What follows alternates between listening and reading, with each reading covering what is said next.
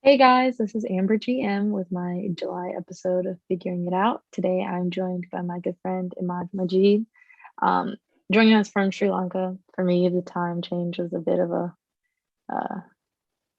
I don't know, a non-expletive way to say that, but like it messed my brain up. They're going to tell us a bit about themselves and then we're going to get into our conversation. Cool. So my name is Imaad Majeed. I grew up in Colombo, Sri Lanka, which is the capital city. Um, my work is primarily in poetry. I've been writing since I was 15. I just turned 30 years old this year.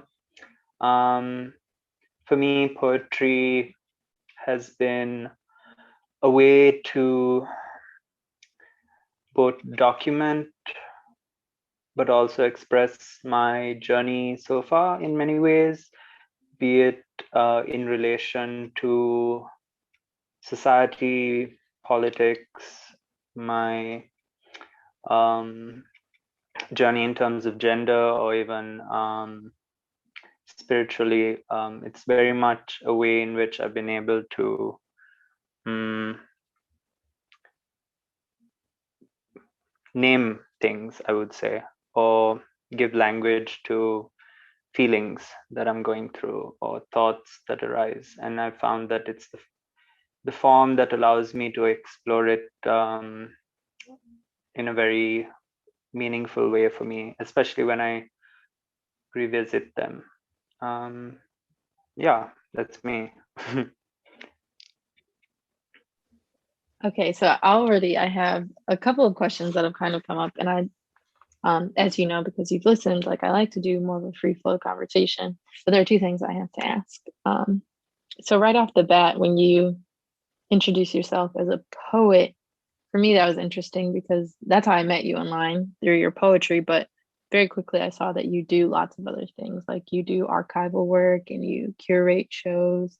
Um, you curate a house of artists, and I know that you also do some rapping. Um, and so I want to ask why you choose to introduce yourself as a poet, which kind of goes into the second question, but I'll wait.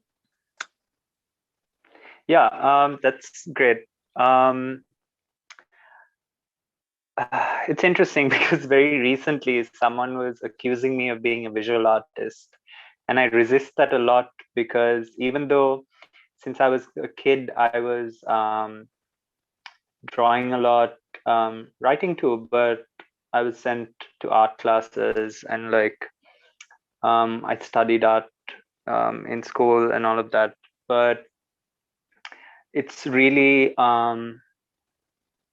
through poetry that I'm able to explore a lot of ideas. Like I'm not someone who necessarily like draws things or gives shape to forms in that way while exploring. It's always like language that becomes the process through, like, even when I've created works that are um, in the end visual, like it might be a sculpture, it might be um, consumed visually, it's most often through a sort of poetic exploration that I arrive there.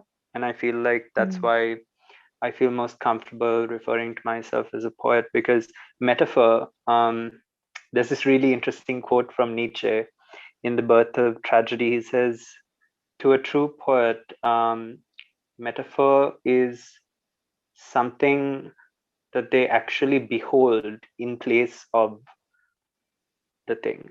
So it's like, Mm. yeah, and I really felt seen when I came across that line. Um, yeah, I guess that's why. But yeah, I do a lot of other things as well. But that's my That reason. Yeah, so I never heard that quote before, but metaphor is the thing that you behold. Um, In place well, of and the that object, in a sense. Yeah. right, yeah, and that So it's brings me it's to not thinking just like, like a Mm. Go ahead. Yeah, in the sense that metaphor is not simply like the thing that you come up with while you're trying to express something. It's rather that you experience the metaphor in a Mm-hmm. sense. Like that's often the impetus to write for me sometimes.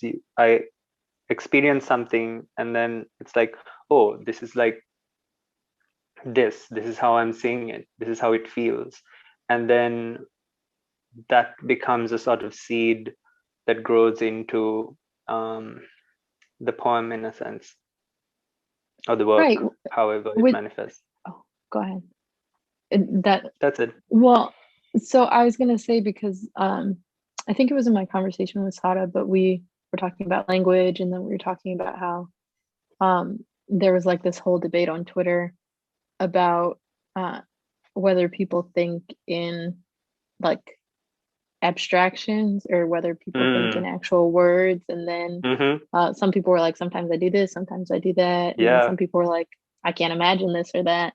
Mm-hmm. Um, yeah, but so to think about poetry in that way, because there are always failings of language. And I think, like, as a poet, of course, you would know that.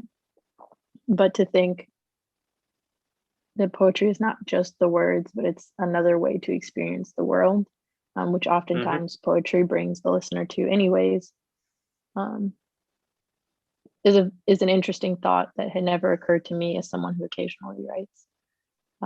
But it's different, and it's the way that you experience it. Mm. Hmm. Um, but so my other question that I wanted to ask, which has to do with poetry and language, but I liked the way you said uh, poetry is like an act of naming things, which you kind of Mm. went back to when you said that uh, instead of looking for words per se, it's more like relating experiences, and that's how you come to a poem. Mm. Um, and I think that idea is interesting of naming not just being a single word, um, and not having to be for like a tangible thing, but naming could be the entire feeling that a poem encompasses. Yeah. Um, yeah. I just that those were things that had occurred to me as you were talking, and so I wanted to point them out and see if you wanted to expand on them at all, or if we could just leave them for other people to pick up. And yeah. Yeah. Um, no, I mean, I feel like it's interesting to think about the task of an artist in a sense. I feel like um, in this sort of late stage capitalist kind of world that we live in, um, the ideals of neoliberalism teach you that the individual um, does things and that you make individual choices. All your pursuits are so particular to your own drive in a sense. And I feel like that can be a really dangerous idea in the hands of to artists in a sense. And I Mm-hmm. feel like there is it's interesting because there's so much to the individual experience, the metaphor that you behold that another person might not, that can be expressed in a way that another person can find meaning through it. But at the same time, I feel like I also try to not get too pigeonholed in my own language in a sense, like Mm-hmm. because it can feel like sometimes, and I've had this experience in the past where I'm just like sort of weaving this weird web out of language for myself, and no one's really able to um, grasp it in a sense. And I think there's also this notion of like art being purely like an individual's own therapy, exploration, and the only person who needs to understand it is you. And while I get that, I still feel like there's so much potential, sort of radical potential to how artists can engage with society. And there's this Russian philosopher, Mikhail Bakhtin, and he talks about this idea of guilt and answerability.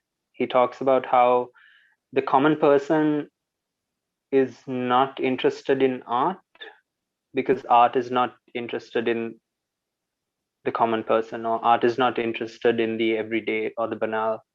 And he Who talks said that? about Mikhail Bakhtin, a Russian philosopher, and he talks about how there's this need, the poet must answer for each individual constituent of their life, and like it's important for the artist to be recognized by people who otherwise aren't necessarily interested in art, right?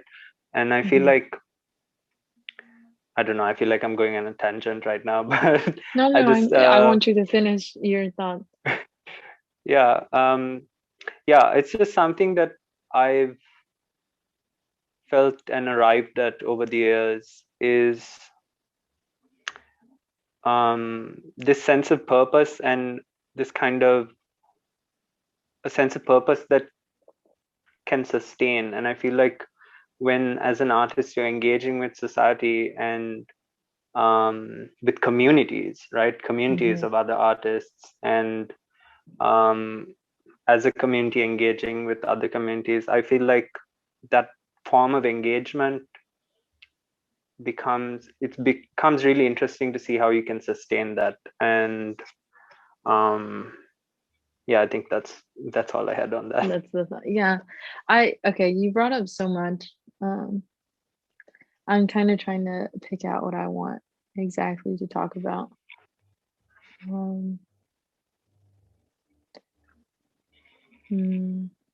But so the overarching theme was just,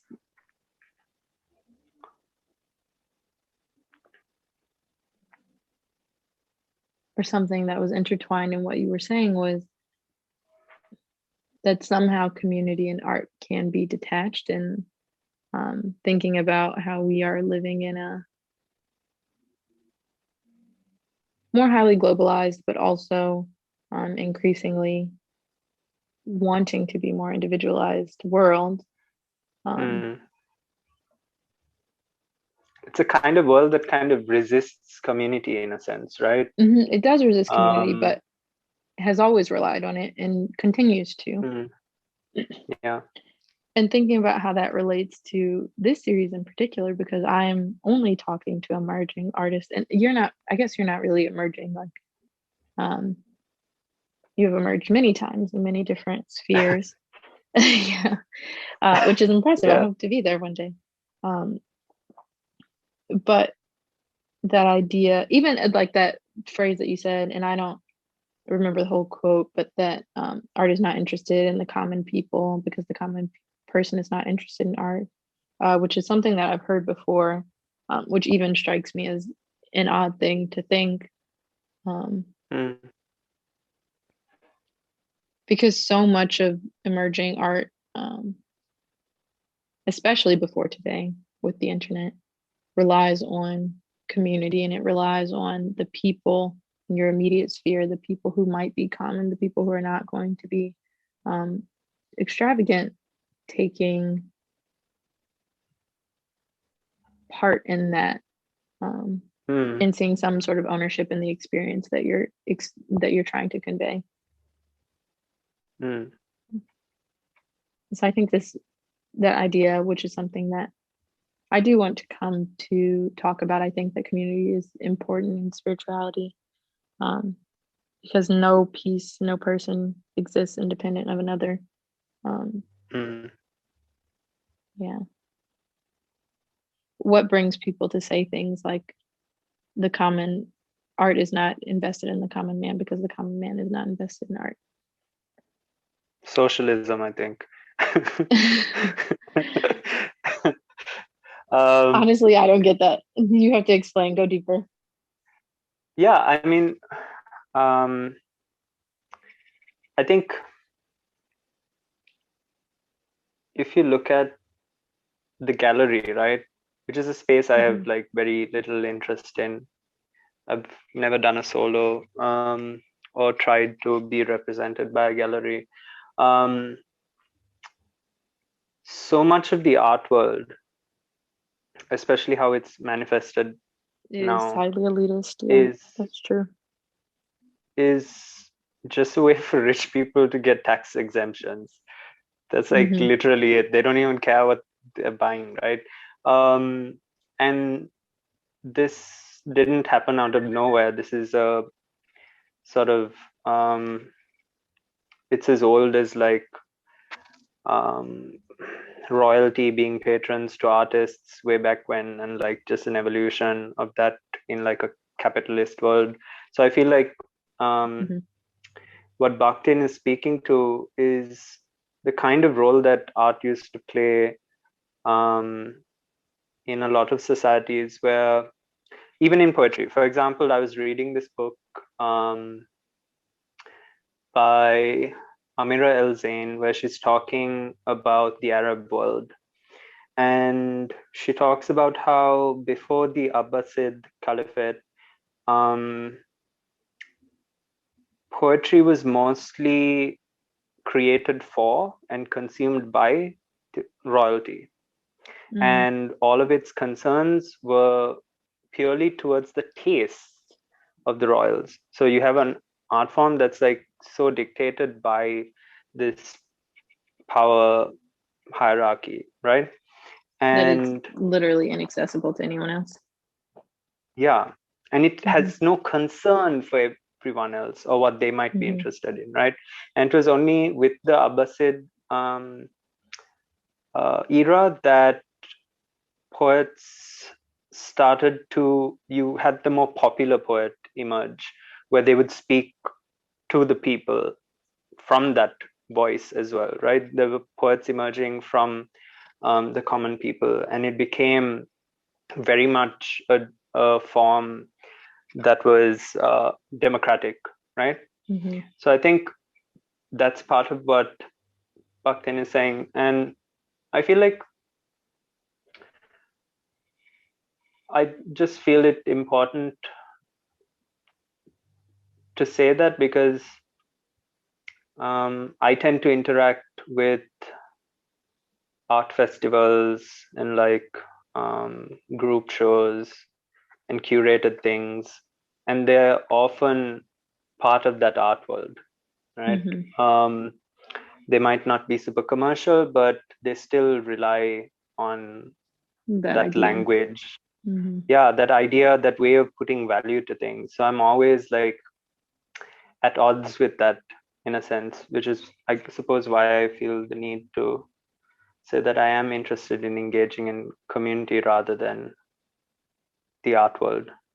And it's also Mm-hmm. something that I feel like I would want to say to like other artists if they, because Are going sometimes through you the same aspire to thing. that, right? Yeah, sometimes as much as you might know that it's all, um, you know, it's all about money. I feel like people still want to like have that gallery show, have that Mm-hmm. solo, and like do stuff like that. And I feel like it's such a shame when people just get caught up in that world and kind of lose what was there at the get-go. But I think Mm-hmm. we'll always have the independent curators, the independent, shows. Um, I think that that's something that isn't doesn't happen as much here in Colombo because it's Mm-hmm. such a small scene and you kind of depend on these bigger entities. but I feel like in the States you have a lot of that, right? Yeah, I mean, every state, every city has its own different thing.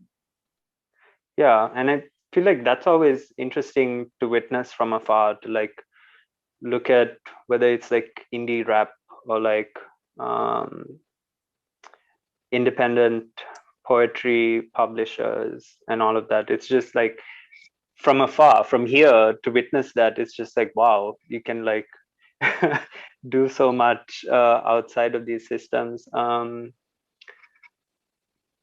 Well, so that's But a yeah. part of what I was going to say too, is like, I think maybe part of it is by virtue of the fact that I'm a bit younger than you and I haven't been doing um like art things in the world as long as you have. But like even the idea that you have to be in art spaces reminding people of community sounds so strange and foreign to me. And that I, Yeah. like it's just it is very different, and like that having to use a phrase like I'm going to go back to it because it really did stick with me, but the common man is not concerned with art because art is not concerned with the common man. Like that even takes the approach of the name art, that thing being something entirely different than what I experience it as in my daily life. Mm, Like not as some high social form that like a select few are allowed to engage in. But for me, where I am right now, it's like, well, everyone I know engages with some form of art, and I would call them an artist.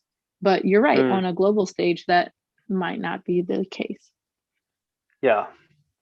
I Yeah. mean, yeah, but also like maybe Or we in don't a have to go too institution much. that, yeah. We can Oh, we can ignore the institution now and talk about yeah, other things. yeah, that's true. um, Okay. But it just like it struck me that even like saying the word art means something very different um mm, in your mind versus my mind in this like one short yeah. conversation. Um but yes, okay, so let's go away from that. I always okay, so sometimes I ask people this, and usually people are very responsive, and I'm talking about it in my daily life, not on the show. But sometimes people get a little annoyed, but I want you to tell me something good. But it could be anything. Like it doesn't have to be related to your art, but it could be related to your art. It doesn't have to be related to what you read, but it could be related to what you read. Just anything. Tell me something good Wow. that you would want to talk about. Hmm.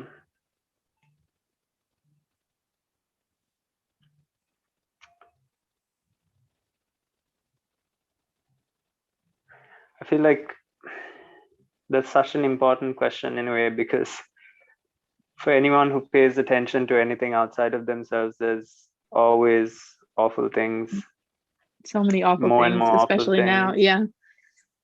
Like Yeah. you see them from every side. Yeah, I saw the ocean on fire, Yeah. and like It just looked like lava. two, That was insane. yeah, just 2 weeks ago, there was like a container ship on fire off the coast of Sri Lanka. So to see Oh the no. ocean literally on fire was like nuts. But wow, what a stumper. Uh, do people usually take a while to like answer this, or do they like just have it on the go, on the at the Mm, ready? it depends. It Mm-hmm. depends on the day, honestly. Even for me, it would depend on the day. But take your time. I want to hear something good. So it's whatever really makes you feel like bubbles inside. I have a really cheesy response, but I don't know if I can No, no, no. Yes, share it please. here. Okay. Um, Recently, I met someone who shares a lot of my frustrations with the art world, um, patriarchy, mm,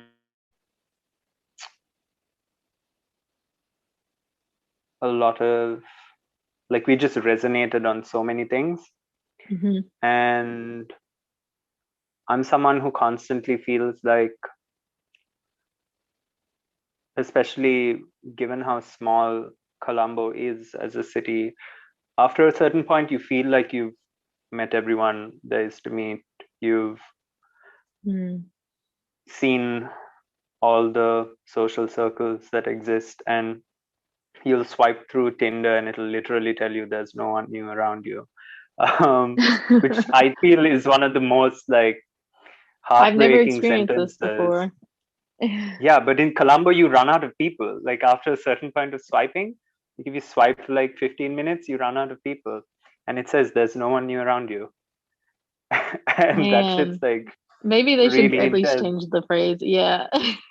Yeah. Like, So I met this person and we've become really close. And to me, it just gave me hope in this sense of like, we aren't alone in a sense, and that it is possible to have these solidarities that can be so particular to what you feel are like very individual interests of yours. But then you realize when you meet more people who share these, that there is a sense of community here. There is like these solidarities that can exist across geography. Like this person's in another country. I don't know if I'll ever meet them in real life, but it brought back for me a sense of wonder, in the sense of how interconnected sometimes we can be, and completely forget the fact that there's, someone else out there, probably like thousands of, or hundreds of thousands of people out there who are like passionate about feel the the same same. thing as you, who want the same thing, who are experiencing the same oppression.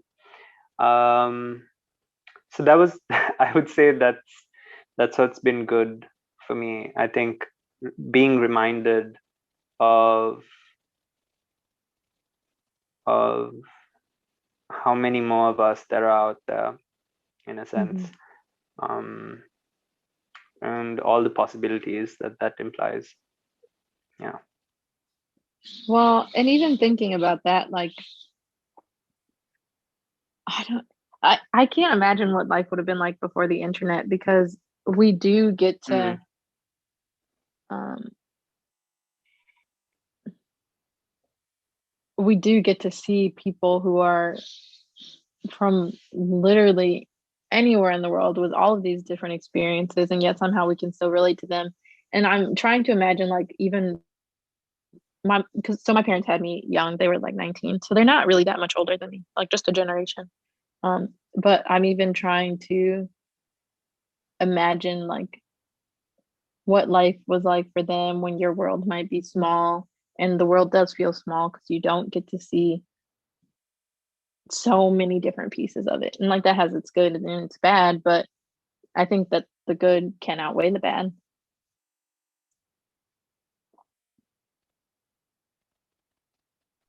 Yeah. I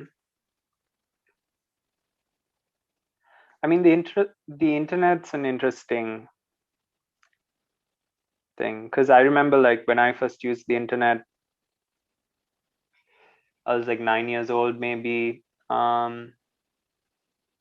And back then, all you do is like, it wasn't even Google back then. I think I was using like, I remember what AOL. was it? Did they have a search engine? So Oh, but it's AOL is like America a Online. very Yeah. American Yeah. experience. We had like Sorry. Yahoo and stuff. I think it was only in like the year 2000 or 2001 that I started using Google. But I remember like um, the social aspect of the internet didn't occur to me at that age at all. Like I had an email account, but I had no idea who to write to. Um, Mhm. and I never got into, the chat rooms, which were apparently where interesting things were happening back then, and like news Yeah. groups and stuff. But I feel like the nature of the way something like Twitter, for example, works, Hmm. I feel like um, you're always caught in some kind of cultural zeitgeist, like whatever people are talking about at the moment. and Mm-hmm. it feels like you need to speak to it, you need to like say something about it. And sure, there's like solidarities that become expressed through that, like the act of retweeting can be an act of solidarity in a sense, right? Mm-hmm. But while I think that has its place, especially with like really important movements, I think sometimes I've had this experience where I'll express something very individual and very much located in something I'm feeling right now in regards to something in my life, and it just hovers there out in the internet, Mm-hmm. like in the void, and like no one's interacting with it. And like there's this one really interesting website called Lonely Tweets, Mm-hmm. and it just like looks for people expressing loneliness on Twitter, and it just keeps um, pulling up those tweets. So when you look at the website, it's just this like stream of people expressing their loneliness, and like That sounds very depressing. sometimes I go on there and just like those tweets because I feel bad. Yeah. But Oh, um well, I was I'm just but so the thinking about purpose. how like Oh, no, go ahead. the purpose of no you Of you go. lonely tweets, like, is it to get engagement or is it just to keep an archive of when people are like feeling very lonely and So I don't know if it archives this stuff. It just keeps scrolling and keeps updating as stuff happens. But I think what it brings to mind is how, despite how supposedly interconnected we're supposed to be now because of the internet, people still feel lonely. Like it's mm, very much that expression of feeling lonely in a crowded room, right? But it's hmm, the whole world, it's the whole internet in a sense. yeah. um that's kind of how I interpreted it. But I think what I was trying to get at was how as much as like I might feel like everyone I follow on Instagram or Twitter or whatever are people I'm interested in, their work, the stuff they're doing, the stuff they're saying, and all of that, and I might like interact in all the ways that like the app allows you to. Um, Hmm. but these things are often like really fleeting, and they move in Hmm. this way that's like dictated by algorithms and like all these like non-human um, Understanding, yeah. things, and it can sometimes give you this sense that you're connected but in a way that doesn't really materialize in your life Mm-hmm. when you need it in a sense. Yeah, so I think um, meeting someone and actually engaging, like we've been writing letters and we've been engaging in this act of like revealing ourselves to each other through how we speak. Like we immediately abandoned art world jargon. Like in my first letter, I was like, I don't care for art world jargon. I'm not going to talk about my work like this. If you want to talk about your work like this, I will try to understand you, but just let it be known. And immediately they were like, I share this, so I'm not going to use it either. And we just like have been speaking in plain language, in our own language since then. And yeah, I guess I all this is to say that like you're not alone. There's probably thousands of people out there, and maybe tweeting into the void isn't always the way to find them. We maybe have to figure out other ways of doing that. But I mean, this is also coming from someone who lives in a tiny island in a tiny city where like I'm a minority within a minority, and like my Mm-hmm. the struggles that face my community are so particular, and so it's difficult often um, to find others who are seeing things the way you are. Yeah. I looked up the population of Sri Lanka because you kept mentioning how small it was, and I didn't know exactly how small it was. So I looked it up, and comparatively, if the numbers I searched were right, the population is around 22 million. So Hmm. approximately Florida. But Yeah. yeah, but the size is um a little smaller than Ohio where I live, uh, Hmm. which is like not a small state, but it's not a big state either. It's like a medium to small state. Um, and so I'm trying to conceptualize the sort of community that you're living in because, like, you also live in one city of 22 million people in a whole country. So it's a Hmm. bit different. And I'm thinking of like, um,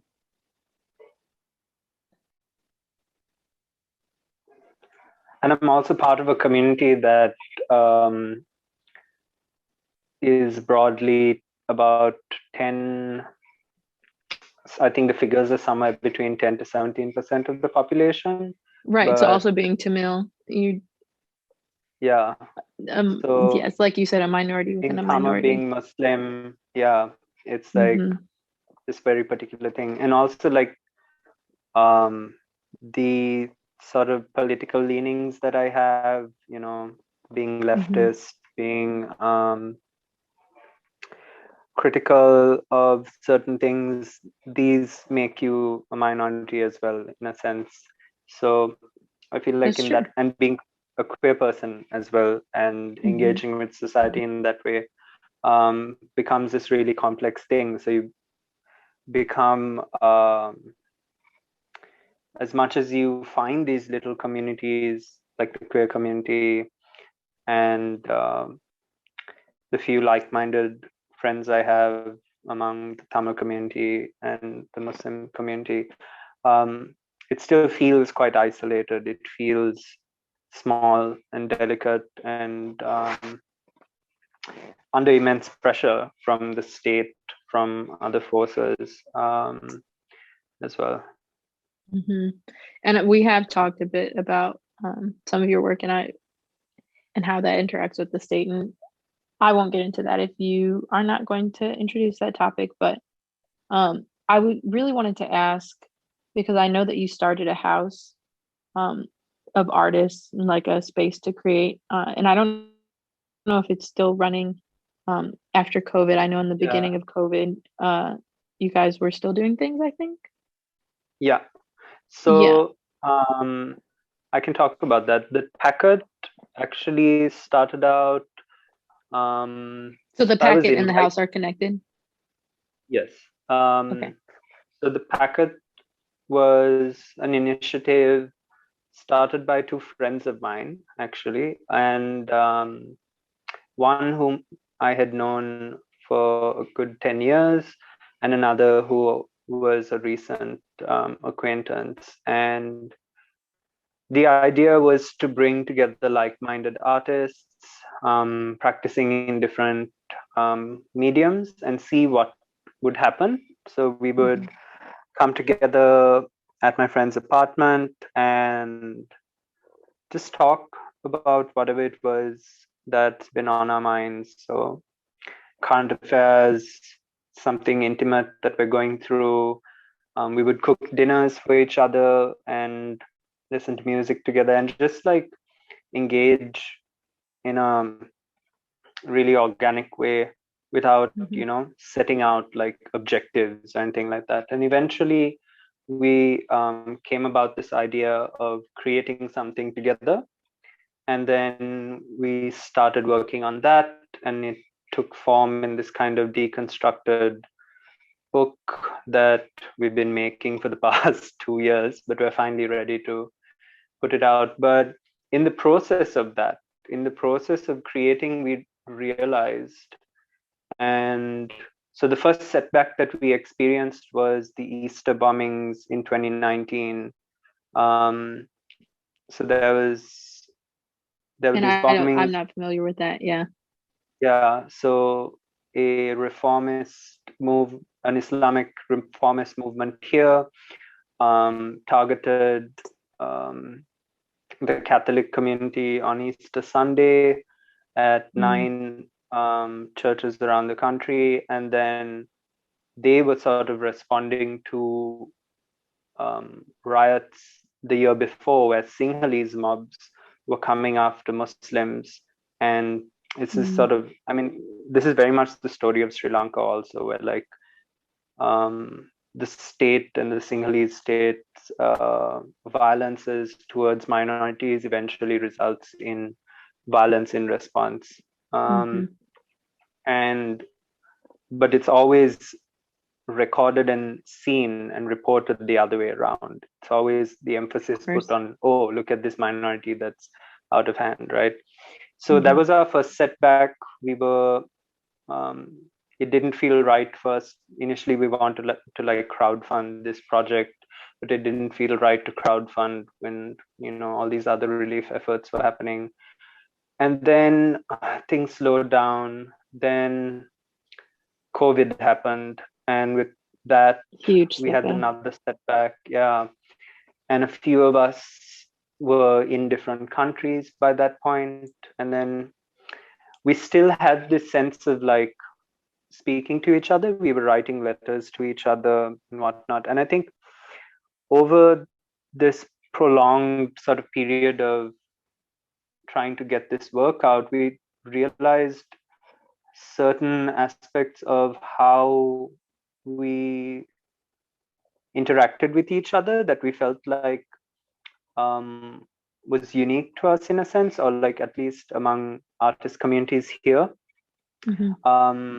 And that was actually what inspired this idea of like having a space where other artists can also come and engage. So we applied for a grant from Pro Helvetia, which is the Swiss Arts Council.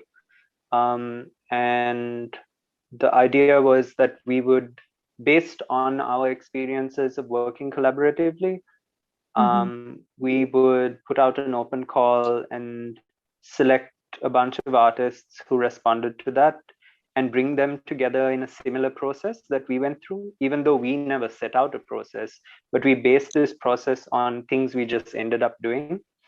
And yeah, we brought them together at the house. The house is basically where my friends live. So 4 of them live there now, and part of the grant was also spent on putting together a zine library. So is that in the house as well? Yeah. So there's like a zine library of stuff that we got in from like Berlin and the States and around the world, India, for example.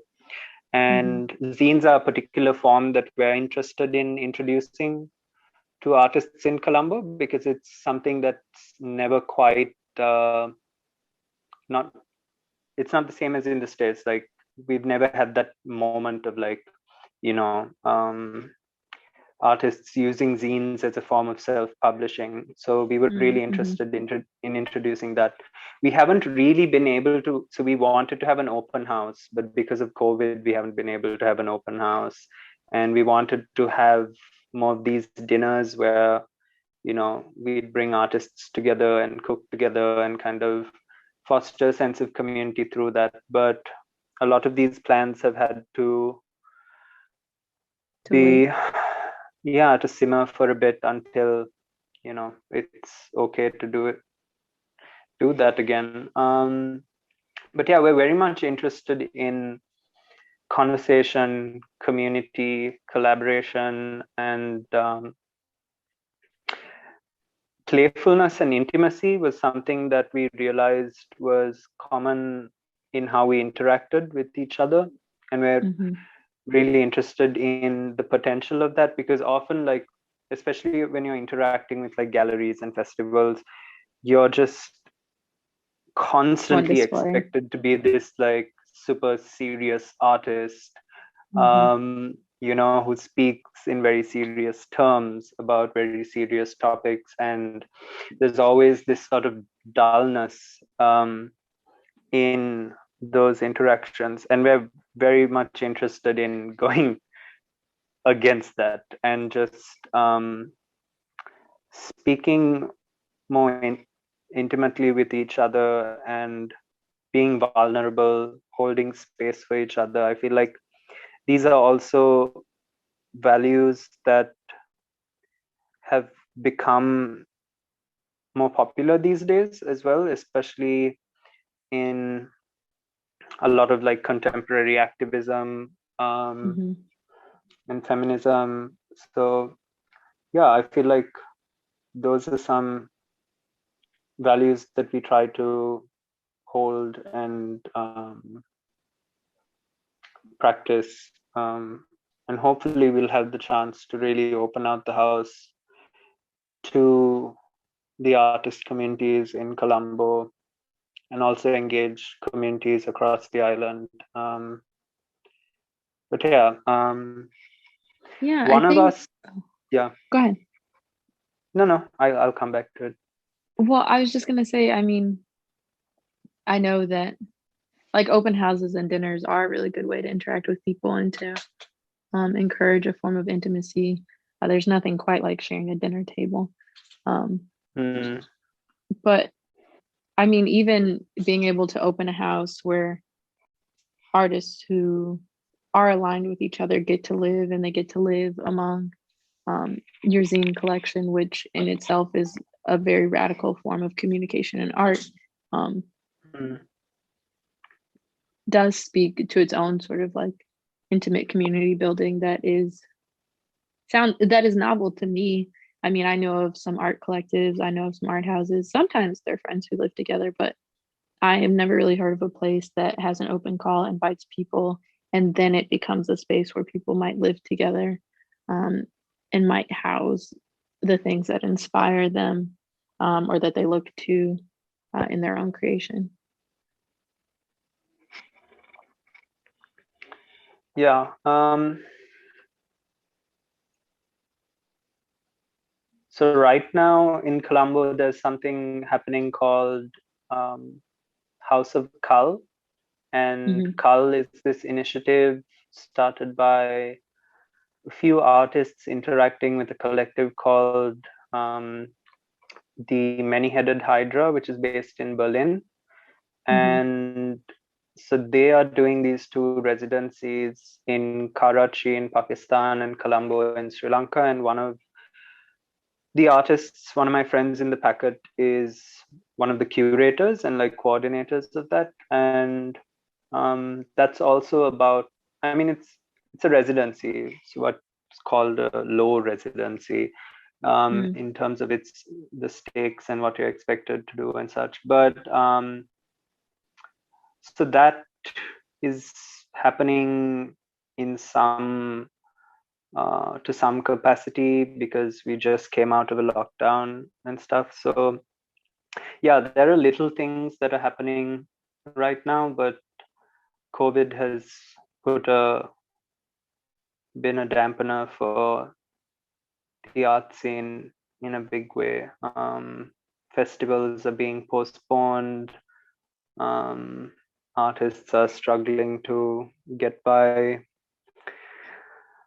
And yeah, I mean, it's difficult also because I have my own initiative called Kacha, which is like a space for poets, singer-songwriters, and rappers. And it was started basically because a lot of venues in Sri Lanka don't pay musicians if they're doing original, if they're going to play their originals. Really? Um, yeah, like there's literally um, So lots of people are only paid for covers. yeah, and specific covers too. Like there's a certain list of songs that you're expected to know and whatnot, and we still don't have like proper platforms in that sense. So Kacha was started to support original artists, pay them, give them the platform. The events were always free. It was always crowdfunded or supported by an institution. And since COVID, we haven't been able to host a show, obviously. Mm. So it's difficult. It's also like, how do you crowdfund for this very particular purpose of supporting a handful of musicians when you have that are hundreds of not already thousands, millions of supported. people. Yeah. Yeah, so it's difficult. So I'm also looking at like what meaningful ways um, we can support artists. But yeah, it's a difficult time and a difficult question. But there have been some initiatives. Some of my friends last year, I think they're gonna do it this year as well. They did like a online gig, like a 24-hour gig, um, And live where streamed. a whole yeah, they live streamed and a whole bunch of Sri Lankan artists performed, and all the proceeds were distributed amongst artists, musicians who really needed it. So people have been able to do little things like that, but no. Yeah. I mean, I think now can be a discouraging time, especially because you had so many plans and so many big things, but it sounds like they're still happening. I don't know. It's a tricky time. And I think in acknowledging how shitty it is, but also being like, oh wow, I am still doing very cool things because you are is Thanks. important. No, yeah, Yeah, you are. I mean, very inspiring things, actually. thank you. Um, yes, you're welcome. Okay, so I believe we're going to come up on our time in just a couple minutes. But I wanted to know if there's anything you would like to impart to our listeners, any last thoughts you wanted us to talk about, or anything like that. Interesting. Something Hmm. good, because I know you have it. I would say, since this show is about figuring things out, and because I don't know if I've really figured things out, I think I would say that you don't need to go to art school to be an artist. I never went to art school. You don't need to interact with the larger commercial art world. Um, you don't need to be in all these festivals and whatnot. I feel like if if all you have is like an Instagram account with like 100 people following you and actually engaging with your work, you're already doing so much. I feel like if you look at if I look at some of my contemporaries here who are so obsessed with like being some major artist someday, there's only a handful of people who are actually engaging with their work. For the most part, a lot of people are alienated by it because the way it's written about, the way it's created is catering so much to the, art world and what it's interested in. So I feel like I would just encourage people to engage in community, always be open to resonances, and like when you feel resonances in something you're reading written by someone or something someone shared, to like act on it even in small ways or just acknowledge it. I feel like um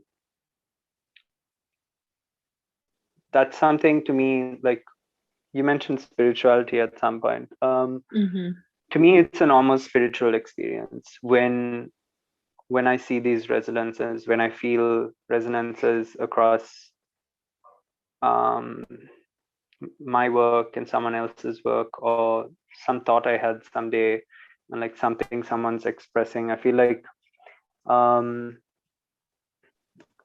these resonances are often like evidence of a solidarity that hasn't been expressed yet, or you aren't really necessarily aware of. I feel like it's important to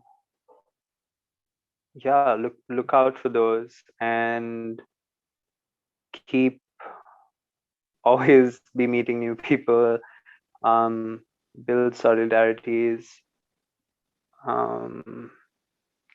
Once you find communities that you feel can hold space for you and that you can do the same, really cherish that, I think, and honor it. I feel like that's really important. And yeah, I mean, to poets, I would say don't be bummed out if you got rejected by the 25th journal that you applied to.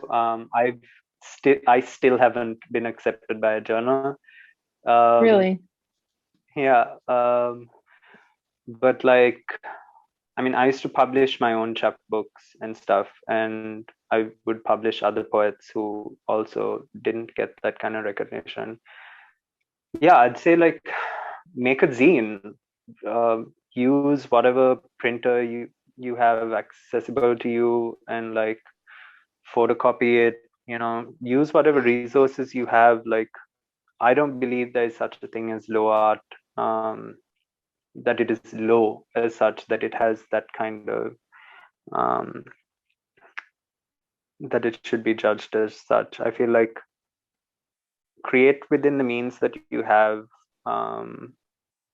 get it out there. I think if you're already engaged in a community, you already have an audience in a way that can be more meaningful than some strangers in a gallery, in a sense. But yeah, and if you're engaged with the community, they'll support you, they will get your work out. Yeah, I guess that's about it, I would have to say. I think that's excellent wisdom. And you've even said quite a few things that I think I'm going to hold dear to my heart as well. Also, I'm kind of amazed you haven't been published in a journal yet. But I think even the fact that because you went out and you published yourself and you said, I'm going to help these other people get published too, is why I think that you're so inspiring. So I'm excited to see the things that you keep doing. And I'm hoping that I can follow in those sorts of footsteps. Wow. But okay.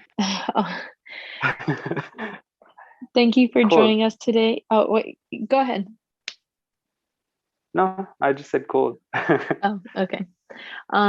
Thank you for joining us today. That was our January episode of Figuring It Out with Imaad Majeed. I'm going to link their Instagram and Twitter. And for anybody who's been following, I haven't been putting all of the reading lists in, but I'm going to create an anthology, and then that's going to be on my page as well. I hope you guys have a lovely Sunday, and enjoy the rest of your afternoon. Okay, bye.